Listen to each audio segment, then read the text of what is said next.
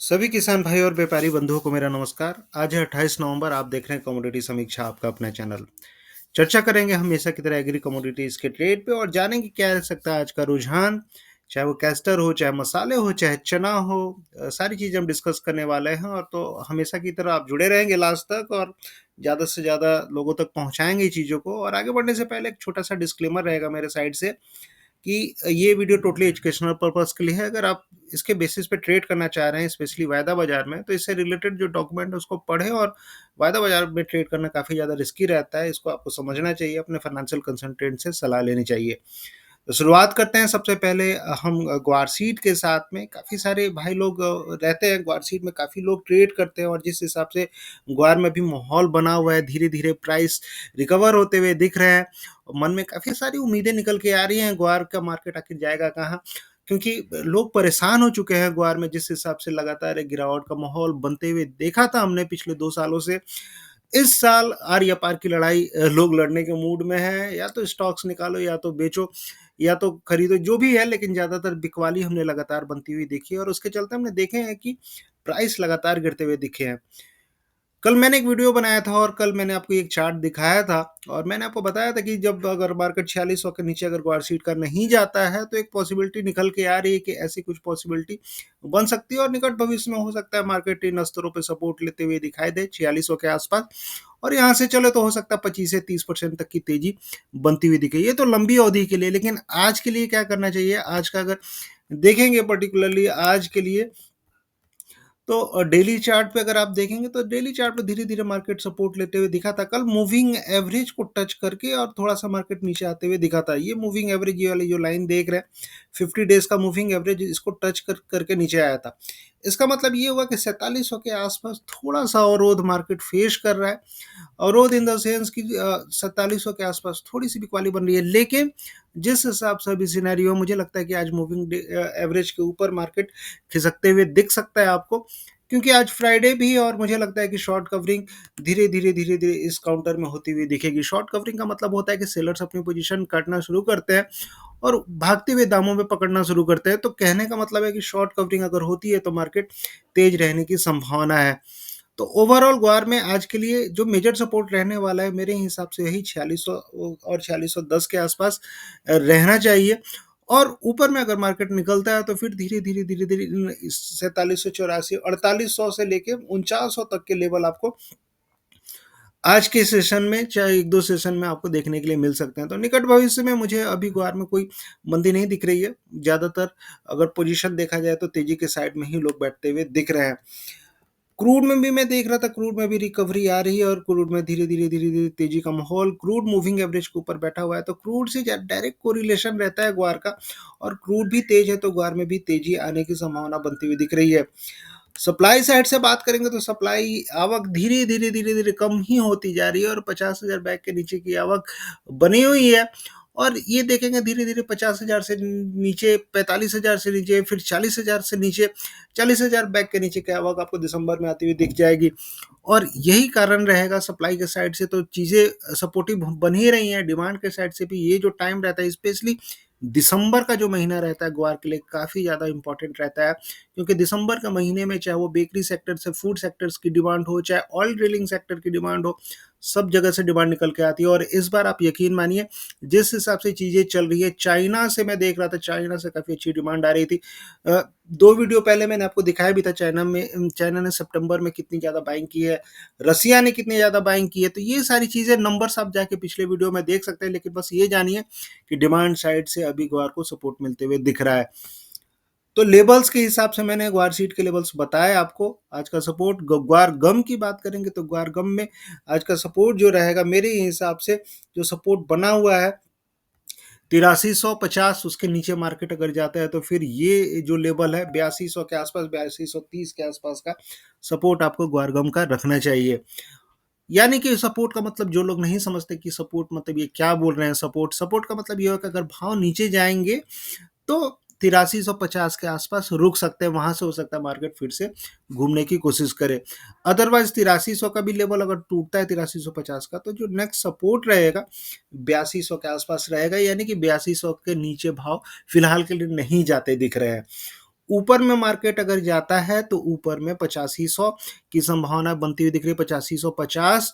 और फिर इसको मान लीजिए अगर निकाल देता है मार्केट तो फिर धीरे धीरे इन स्तरों के आसपास यानी कि 8900 तक, यानी कि 9000 के आसपास मार्केट आने की कोशिश करेगा। तो ओवरऑल ग्वारगम हो चाहे ग्वार सीड हो, जो भी गिरावट होगी आपको खरीदारी के मौके ग्वारगम ग्वार सीड में बनते हुए दिख रहे हैं। अब बात कर लेते हैं फटाफट थोड़ी मसालों के ऊपर, और मसालों में जिस हिसाब से अभी माहौल बना हुआ है, स्पेशली हल्दी की बात करेंगे तो हल्दी में दो चीज़ें मैं देख रहा था। जो तेज़ी का माहौल है अगर आप देखेंगे, अप्रैल कॉन्ट्रैक्ट में खतरनाक तेज़ी, और अप्रैल कॉन्ट्रैक्ट में अगर वीकली बेसिस पे देखेंगे तो लगभग लगभग कितने 9% तक की तेज़ी आपको अप्रैल कॉन्ट्रैक्ट में आती हुई दिखी है। अप्रैल कॉन्ट्रैक्ट में काफ़ी अच्छी खरीदारी हो रही है और पोजीशन शिफ्ट होती जा रही है। ये एक रुझान दिखाता है कि जनरली अप्रैल कॉन्ट्रैक्ट में लोग पोजीशन बना रहे हैं, यानी कि लोगों को लगता है कि आगे चल के हल्दी काफ़ी ज़्यादा तेज रहने वाली है। सबसे बड़ी बात है कि जिस हिसाब से क्रॉप डैमेज हुआ था हल्दी का, स्पेशली आपके नांदेड़ में, हिंगोली में, महाराष्ट्र में आवक भी काफ़ी ज़्यादा कम है और सप्लाई को लेके काफ़ी ज़्यादा शॉर्टेज अभी महाराष्ट्र में बनती हुई दिखी है। लगातार सप्लाई के नंबर मैं अपडेट करते रहता हूँ, लेकिन एक चीज़ ये जानिए कि सप्लाई को लेके देखते हुए आगे चल के हल्दी की फसल काफ़ी ज़्यादा कमज़ोर रहने वाली है, क्योंकि जिस हिसाब से क्रॉप डैमेज हुई थी स्पेशली आपके महाराष्ट्र में, तो डेफिनेटली है कि आगे चल के क्रॉप शॉर्टेज रहेगी। इसका असर लगातार प्राइस पे देखने के लिए मिल रहा है और प्राइस लगातार सपोर्टिव बने हुए हैं। डिफरेंस जो रहता है अगर आप देखेंगे अप्रैल कॉन्ट्रैक्ट का और दिसंबर कॉन्ट्रैक्ट का, वो डिफरेंस कम होते जा रहा है। अप्रैल तेजी से ऊपर भाग रहा है, दिसंबर थोड़ा सा उसकी रफ्तार थोड़ी कम है दिसंबर की, लेकिन अप्रैल कॉन्ट्रैक्ट की रफ्तार काफ़ी ज़्यादा तेज है और जो डिफरेंस है अगर आप देखेंगे तो लगभग लगभग 500 रुपये का आ गया है। ये जो डिफरेंस था एक समय में 2000 रुपये तक का था, अभी कम होके 500 रुपये का आ गया है। आगे चल के क्या होगा, 20 दिसंबर तक आते आते आप देखेंगे कि ये जो अप्रैल कॉन्ट्रैक्ट है ये दिसंबर कॉन्ट्रैक्ट के ऊपर जाके बैठने की संभावना बनती है, जनरली बनती है और बैठ भी जाता है, अक्सर बैठ जाता है। तो कहने का मतलब है कि देखिए तेजी दोनों में रहेगी। मैं ये नहीं कह रहा हूँ कि दिसंबर में तेजी कम रहेगी, दिसंबर में तेजी नहीं रहेगी, दिसंबर कॉन्ट्रैक्ट में भी तेजी रहेगी, लेकिन जो ज़्यादा तेजी रहेगी अप्रैल कॉन्ट्रैक्ट में रहनी चाहिए। दिसंबर कॉन्ट्रैक्ट में की अगर आप बात करेंगे हल्दी का, तो कल 14,448 के आसपास बंद हुआ था। अगर आप देखेंगे मूविंग एवरेज के आसपास इसको रेजिस्टेंस मिलते हैं, वहाँ से मार्केट जब भी 14,500 के आसपास जा रहा है थोड़ा सा नीचे आते हुए दिख रहा है। लेकिन अगर आज मुझे लगता है कि इसके ऊपर अगर मार्केट बैठता है तो धीरे धीरे मुझे लगता है कि ये कॉन्ट्रैक्ट 15,500 के आसपास जाने की संभावना रखता है।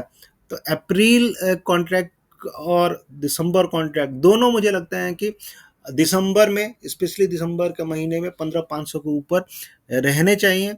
अगर कोई पूछता है कि दिसंबर कॉन्ट्रैक्ट कहाँ तक बंद हो सकता है, कहाँ तक जा सकता है, तो जो संभावना बन रही है 15,500 से लेकर 16,000 तक की संभावना मेरे हिसाब से बनती हुई दिख रही है।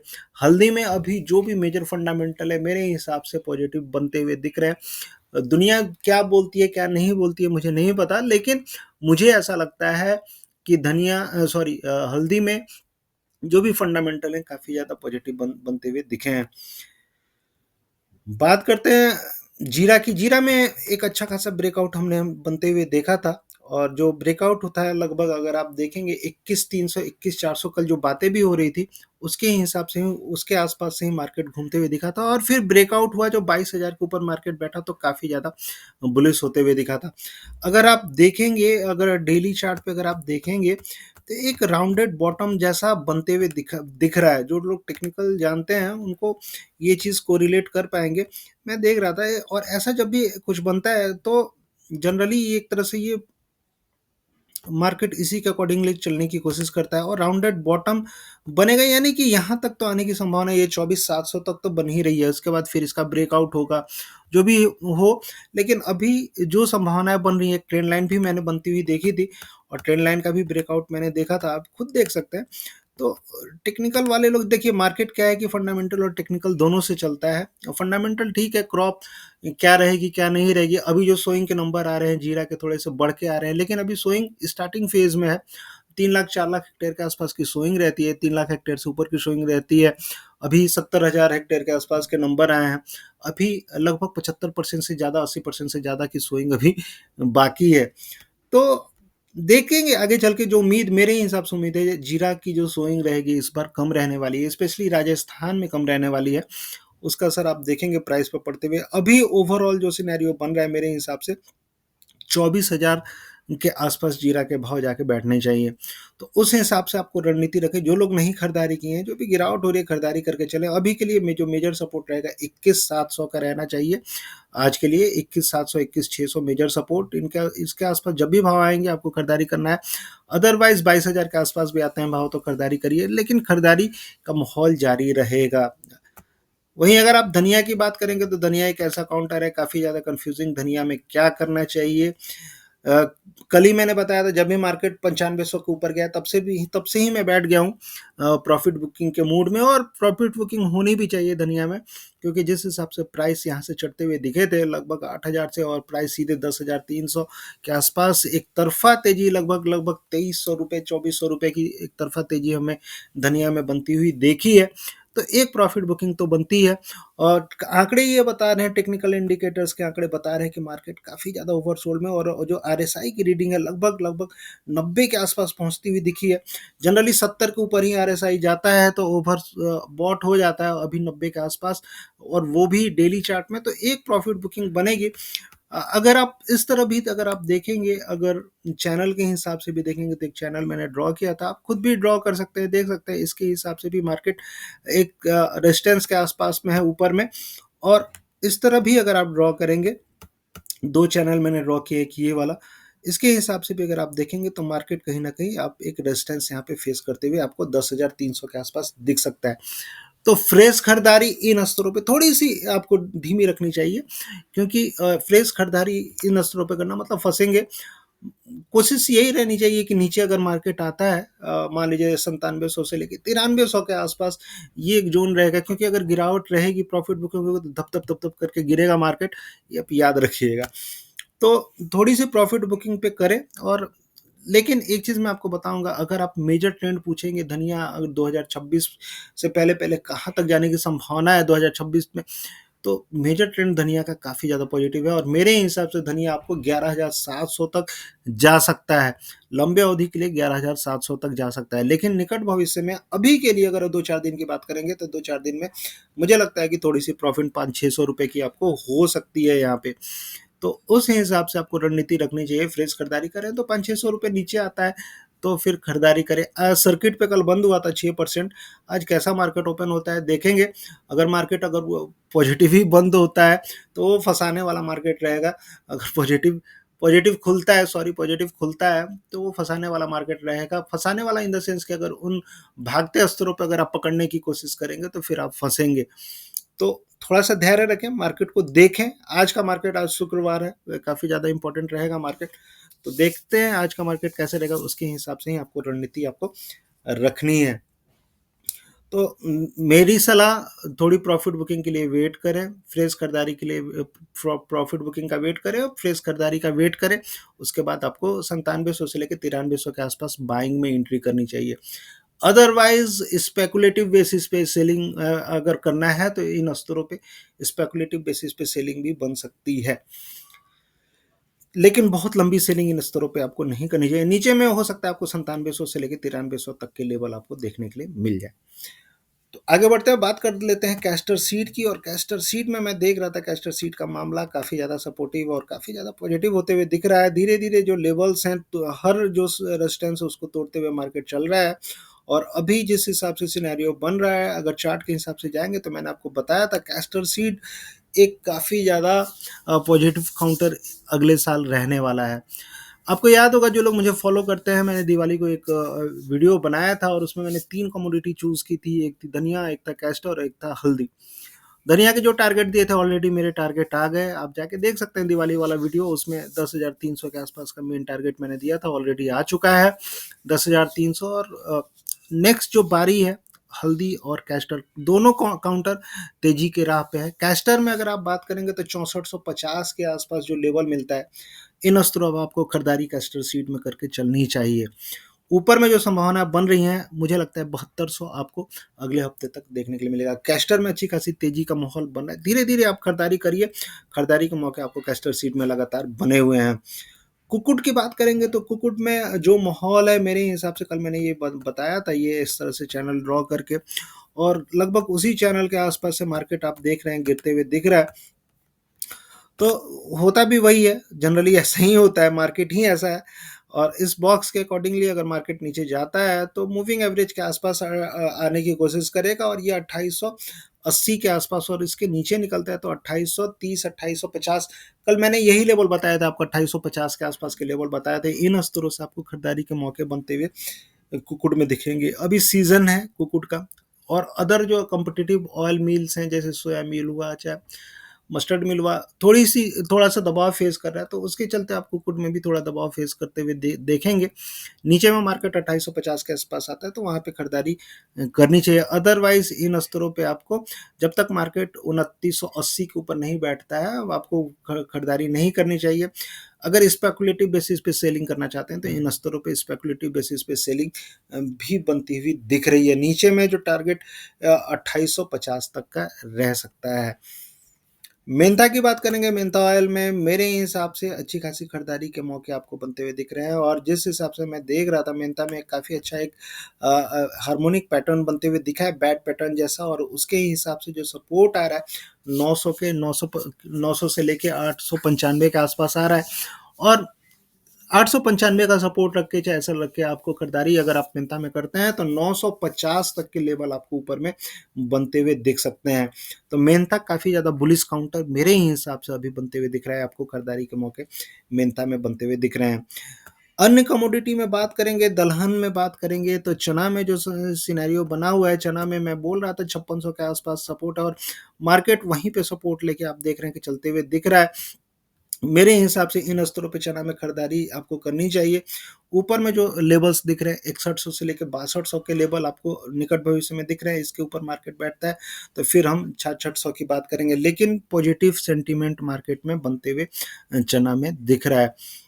मैं फंडामेंटली भी आगे बहुत सारी चीज़ें डिस्कस करने वाला हूँ। अगर आप रेगुलर बेसिस पे मेरे वीडियो देखते हैं तो डेली कुछ ना कुछ आपको नया चीज़ मैं आपको बताऊंगा ही बताऊंगा।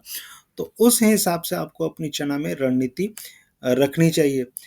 अब बात कर लेते हैं थोड़ा सा काली मिर्च के ऊपर। काली मिर्च में जैसा कि मैंने आपको बताया था, लगातार मैंने अपडेट किया था, काली मिर्च में खरीदारी करिए, काली मिर्च में खरीदारी करिए, और हुआ भी है। जो हमने लेवल्स आपको दिए थे, लगभग लगभग उसके आसपास के लेवल्स आपको बनते हुए दिखे हैं। काली मिर्च में मुझे लगता है कि अभी बाइंग का माहौल जारी रहेगा और आप खरीदारी करके चलिए। मुझे लगता है कि काली मिर्च में जो लेवल्स हैं, लगभग लगभग 72,000 के आसपास, 72,500 के आसपास आपको जाते हुए दिख सकते हैं। तो ओवरऑल काली मिर्च में मेरे हिसाब से तेजी का माहौल जारी रहना चाहिए। तो ये था एग्री कमोडिटीज़ पे मेरी राय। बहुत सारी चीज़ें हैं, बहुत सारी चीज़ें मैं नहीं बता पाता हूँ। एक काउंटर और छूट रहा है इलायची का। काफ़ी सारे भाई लोग पूछते रहते हैं कि सर इलायची में अब क्या करना चाहिए। इलायची में थोड़ी सी गिरावट हमने देखी है, और इसका एकमात्र कारण है, जिस हिसाब से अभी आवक आ रही है इलायची की, मैं देख रहा था पिछले 4-5 महीनों से बहुत ज़्यादा आवक आ रही है। और जो पुराने स्टॉक हैं वो लोग निकाल रहे हैं, हर उछाल पे निकाल रहे हैं। काफ़ी सारे स्टॉक्स पड़े हुए थे इलायची के, छोटी इलायची के, वो स्टॉक्स निकलते हुए दिख रहे हैं। लेकिन ये जो टाइम रहता है दिसंबर का, जनरली इस टाइम पे जनरली होता क्या है कि जो बायर्स है वो भी काफ़ी ज़्यादा एक्टिव रहते हैं। तो जो सपोर्ट बना हुआ है, अगर चार्ट के हिसाब से भी आप देखेंगे, सपोर्ट जो बना हुआ है 2200 का, 2200 से लेके 2300 के आसपास का सपोर्ट अभी भी बना हुआ है। और जो ट्रेंड है, मेजर ट्रेंड काफ़ी ज़्यादा पॉजिटिव। एक्सपोर्ट की डिमांड चूंकि काफ़ी ज़्यादा बनी हुई है। सितंबर को जो नंबर आए थे एक्सपोर्ट, छोटी इलायची का जो एक्सपोर्ट था, आप यकीन नहीं मानेंगे 1400 टन के आसपास का एक्सपोर्ट हुआ था। ये बहुत बड़ा नंबर है। तो 1400 टन का एक्सपोर्ट, और वो भी सितंबर में, बहुत बड़ा नंबर बनते हुए दिखा था एक्सपोर्ट का। और उसके हिसाब से मुझे लगता है कि जिस हिसाब से एक्सपोर्ट की डिमांड बनी हुई है, आगे चल के रमजान की भी बाइंग होगी और ये सारी चीज़ें कहीं ना कहीं सपोर्ट करते हुए दिखेगी। जो पीक अराइवल टाइम था वो बीत गया। अब धीरे धीरे जो सप्लाई आएगी वो ज़रूरत के हिसाब से लोग बेचेंगे, एग्रेसिव होकर नहीं बेचने वाले हैं। वहीं अगर आप बड़ी इलायची की बात करेंगे तो बड़ी इलायची में भी जो सपोर्ट बना हुआ है। अगर आप गैंगटॉक मार्केट की बात करेंगे, बड़ा दाना 27 तारीख के जो रेट थे 1650 के आसपास, और ये जो रेट है ये काफ़ी सपोर्टिव रेट, काफ़ी दिन से मार्केट इन्हीं रेंज में घूम रहा है। बड़ी इलायची की भी अगर आप बात करेंगे तो जो पीक टाइम था नेपाल से जो सप्लाई आती है, वो सप्लाई आना धीरे धीरे अब स्लो हो गई, क्योंकि टाइम ख़त्म हो चुका है पीक टाइम। और अभी जो चीज़ें रहेंगी टोटली डिमांड के ऊपर फोकस रहेगा, और जिस हिसाब से डिमांड अभी मार्केट में बना हुआ है स्पेशली गल्फ कंट्रीज से, तो वो सारी चीज़ें कहीं ना कहीं बड़ी इलायची हो चाहे छोटी इलायची को सपोर्ट करती हुई दिखेंगी। ऊपर में जो लेवल दिख रहे हैं मेरे हिसाब से बड़ी इलायची के 1800 से लेके 1850 1900 तक के लेवल आपको दिसंबर तक बनते हुए दिखेंगे। वहीं अगर आप छोटी इलायची की बात करेंगे तो छोटी इलायची में भी आपको जिस हिसाब से भी मार्केट है, बहुत जल्द फिर से मार्केट 2600 के ऊपर बैठ के 2800 तक जाते हुए केरला मार्केट आपको दिखेगा। तो मेरे हिसाब से छोटी इलायची और बड़ी इलायची जो भी गिरावट हो रही है, धीरे धीरे आपको खरीदारी करते हुए चलनी चाहिए। तो ये था एग्री कमोडिटीज़ पे मेरी राय, आपको कैसी लगी आप बताएंगे। बहुत सारी चीज़ें मैं नहीं बता पाता हूँ, मेरा वीडियो काफ़ी लंबा भी हो जाता है। तो खैर ज़्यादा से ज़्यादा प्यार दें और ज़्यादा से ज़्यादा देखें। जो भी व्यापारी हैं, जो भी किसान भाई हैं, कोशिश यही रहती है कि आप लोग को ज़्यादा से ज़्यादा इन्फॉर्मेशन मैं दे सकूँ मार्केट का। और उसके अलावा अगर कोई ज़्यादा जानकारी चाहता है, जुड़ना चाहता है, तो इस नंबर पे डायरेक्टली मुझे मैसेज कर सकता है, कॉल कर सकता है। रेट पूछने के लिए मुझे कॉल ना करें। बहुत सारे लोगों का कॉल आता है, सर इसका क्या रेट चल रहा है, उसका क्या रेट चल रहा है। मैं रेट नहीं बताने के लिए नहीं बैठा हूँ। आप डायरेक्टली अगर आपको ज़्यादा जानकारी चाहिए, जुड़ना चाहते हैं मुझसे पर्सनली, तो पर्सनली जुड़ना चाहते हैं तभी मैसेज करें, तभी कॉल करें, अदरवाइज मैसेज कॉल ना करें। वीडियो आप देख ही रहे, आप लोग के लिए भरपूर इन्फॉर्मेशन मैं लेके आते ही हूँ।